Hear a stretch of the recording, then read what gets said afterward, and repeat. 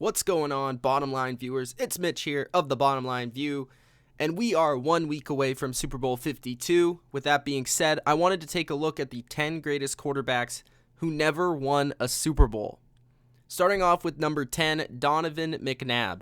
McNabb and the Eagles in the 2000s were constant contenders year in and year out. As the face of the Philadelphia Eagles and a 6-time Pro Bowler, McNabb and his big arm led the Eagles to 5 NFC title games, including 4 straight from 2000 to 2004. His best shot came in 2004 when the Eagles finally won the NFC Championship on the back of McNabb's best season of his career, as the first player in NFL history to throw for 30-plus touchdowns and less than 10 interceptions. McNabb fell short in Super Bowl 39 against the Patriots dynasty and Tom Brady, but even still, McNabb had a very good career worthy of Hall of Fame consideration, throwing for 234 touchdowns and over 37,000 yards. From one Eagle to another, Randall Cunningham was a quarterback with a skill set that went previously unseen. Great speed, great running ability, mixed with a cannon for an arm with just enough touch for the deep ball. While Cunningham was often supported by tough defenses in Philadelphia, he often had to carry the offense single-handedly. As a 1990 NFC Player of the Year, things seemed to be lining up for the 1991 Eagles, with Cunningham playing his best ball and an all-time great defense around him. In what could have been a championship year, Cunningham got injured in the first game and missed the entire 1991 season. Despite missing 91, Randall never had a dynamic enough offense to pull off that Super Bowl victory until 1998 with the Minnesota Vikings, where Randall Cunningham led the league in passer rating, exploded for 34 touchdowns, and was named first-team All-Pro.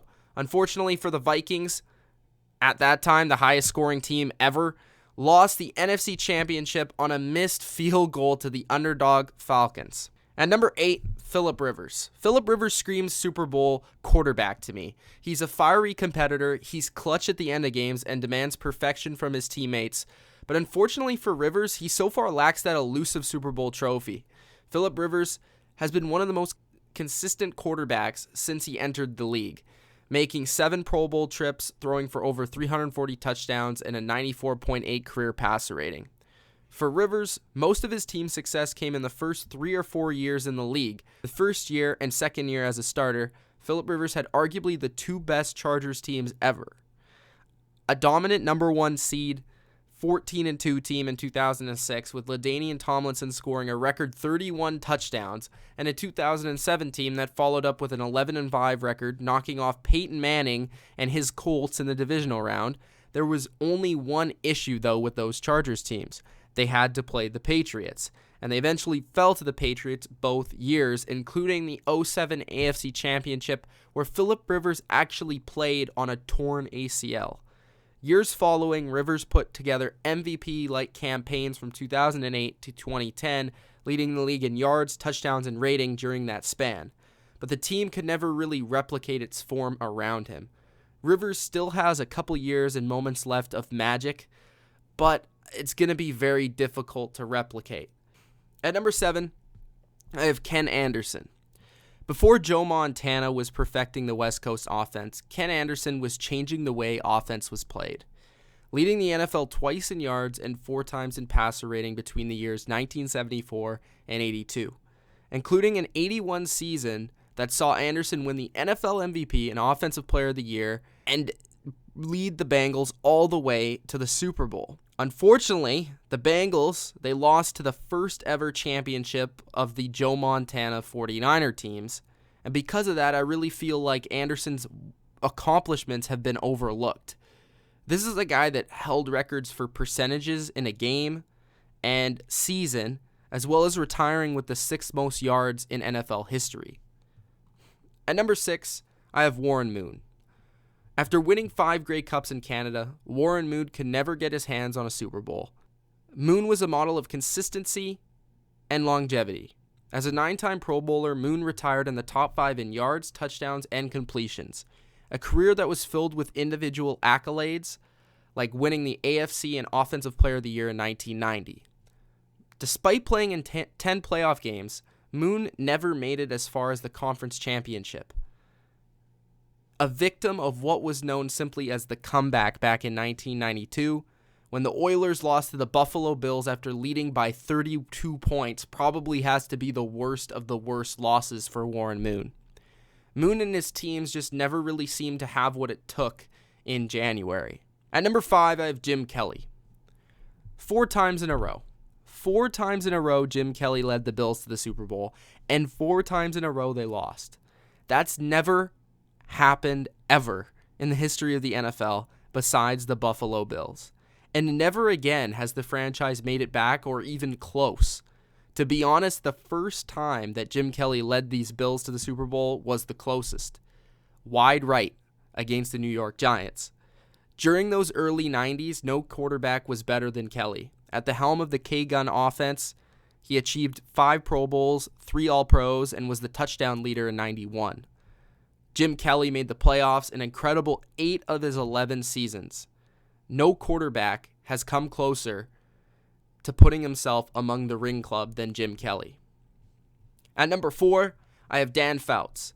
Dan Fouts was the quarterback to lead the best, most consistent offense of the late 70s and early 80s, leading the NFL in yards 4 straight years and touchdowns 2 straight. Fouts broke many records. Fouts actually set the single-season yardage record and then broke it himself 2 times. As a 6-time Pro Bowler and a 4-time All-Pro, Fouts won AFC Player of the Year on 2 occasions and played in 7 playoff games, losing 2 AFC championships, 1 to the Bengals and 1 to the Raiders. Fouts led a great offense, but the Chargers really never had the defense to complement them. It's too bad because Fouts and that offense was really ahead of its time. At number 3, I have the first NFL player to grace the cover of Sports Illustrated, the man who ignited football in New York. Y.A. Tittle is a legend who isn't often brought up amongst the greats, but his impact and accomplishments are undeniable. A 4-time first-team All-Pro, a 7-time Pro Bowler, he led the NFL in touchdowns on 3 occasions and set the NFL record twice with 33 and 36 touchdown passes. And I'm talking about in the 60s, 1962, 1963, Y.A. Tittle set records with 33 and 36 touchdown passes. The 1963 MVP led the G-Men to 3 straight NFL title games. Unlucky for him, he had to play the Lombardi Packers in 2 of those games. Win or loss, Tittle held NFL records for yards, touchdowns, and completions when he retired, and should be remembered as one of the legends of this game. At number 2, I have Fran Tarkenton. Talk about what could have been. As a member of the Vikings, Fran Tarkenton played in and lost 3 Super Bowls. And it sucks that that is what people really remember him by. We're talking about the quarterback who did retire with the most wins in NFL history, the most yards in NFL history, and the most touchdowns in NFL history. A 9-time Pro Bowler, an MVP, an Offensive Player of the Year, Fran Tarkenton was one of the most fun quarterbacks to ever watch. His style you just couldn't replicate. His feet and his arm worked as one. Not only did he throw 342 touchdowns, but he ran for another 32. Tarkenton does not get celebrated today the way like a guy Terry Bradshaw does, even though everything would tell you he was a better player. When people talk about pure passers, often the first name they say is Marino. And that is why I have Dan Marino at number 1. He has become synonymous as the best who never won the big one. Despite all the accolades and individual achievement, Marino's teams never won a Super Bowl. The crazy part? He played in 18 playoff games and only ever made it to 1 Super Bowl, and that was in 1984, his 48 touchdown season. At that time, a league record, setting season records for yards and touchdowns. 1984 was an amazing season for Dan Marino, and he'd have many to come.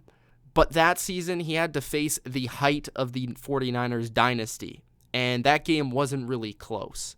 Despite all that, Marino set records and reached heights as a passer that no one ever really thought were attainable at that time. It was utter domination. He was a 9-time Pro Bowler, a 7-time All-Pro, a 5-time touchdown leader, a 3-time yards leader. The only thing he didn't do was win the Super Bowl. So that's my top 10. The top 10 quarterbacks that never won a Super Bowl. I hope you guys enjoyed this video. If you did, hit the like button and subscribe if you're new to the Bottom Line View. We do NFL videos just like this, top 10s, discussions, reviews, recaps, previews, and more. It's Mitch. Hope you enjoyed. Peace out.